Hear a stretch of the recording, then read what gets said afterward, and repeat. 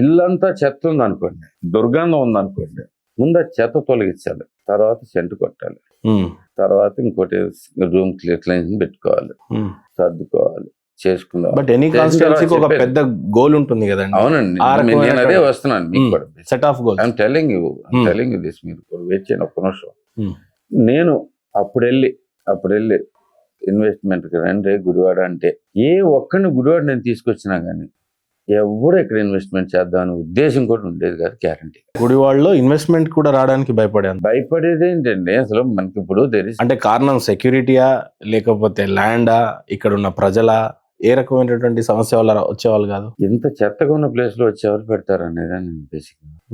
ఇంత దారుణంగా ఉన్న పరిస్థితిలో ఉంటే బేసికల్లీ నీకు ఎవరైనా ధైర్యంగా వచ్చి ఇక్కడికి వచ్చి జాబులు చేసేవాడు కూడా ఎంప్లాయీస్ కావాలి. ఎంప్లాయీస్ కూడా ఇక్కడ ప్రశాంతంగా ఉండాలి. ఒక ఎంప్లాయర్ రావాలంటే ఎవరైనా కానీ ఇక్కడ ఉండే వాళ్ళందరూ ఇక్కడ సరిగ్గా వాళ్ళ లైఫ్ ఎట్లా ఉంటుందని చూసుకుంటారు.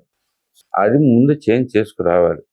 చేంజ్ చేస్తున్నాను, అవుతుంది. దీంట్లోకి మనకి ఇప్పుడు ఉన్నదే కాకుండా గుడివాడ మా బాలశౌరి గారి సాయంతో గుడివాడ ఎండ్ టు ఎండ్ రోడ్లు వేపిస్తున్నాం. బేసిక్గా రోడ్లు వేపిస్తానికి దీంట్లో రేపు మార్చి కల్లా అది అయిపోతుంది. ఈ సంవత్సరంలో అది ఫినిష్ చేస్తాం. ఒక్కసారిగా గుడివాడలో చేంజ్ అనేది ఏంటనేది కనపడుతుంది.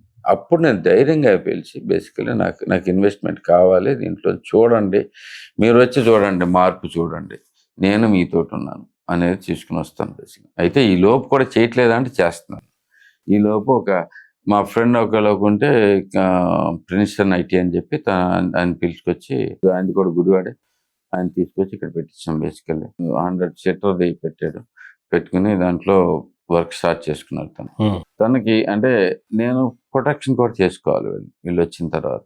ఇప్పుడు విషయం ఏంటంటే కంపెనీ పెట్టారు అని రాగానే కొన్ని 100 కాల్స్ వచ్చేసింది నాకు. మా వాడికి జాబ్ ఇప్పించండి అని ఎవరో ఒకరికి. దీంట్లో అక్కడ విషయంలో నేను క్లియర్గా ఉన్నా. బేసికలీ నో, జాబులు అడగొద్దు. ఇప్పుడు వాళ్ళని మహా అయితే కనుక ఇంటర్వ్యూ వరకు పెట్టిస్తాం, కానీ జాబ్ ఇమ్మని మాత్రం చెప్పను. వాళ్ళకి నచ్చితేనే తీసుకోమని చెప్పు. రికమెండేషన్స్ వాళ్ళకి క్లియర్గా చెప్తున్నాను నేను. బేసికల్లీ మీరు నచ్చితేనే తీసుకోండి అనేది దీంట్లోంచి.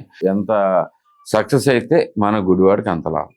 That is the main thought I have. వాళ్ళకి చెప్పాను. ఇప్పటికే అడగని కంపెనీ అయింది బేసికల్లీ రవి కారం సెట్ అని. తను ఒక్క రికమెండేషన్ కూడా తనకు చెప్పలే.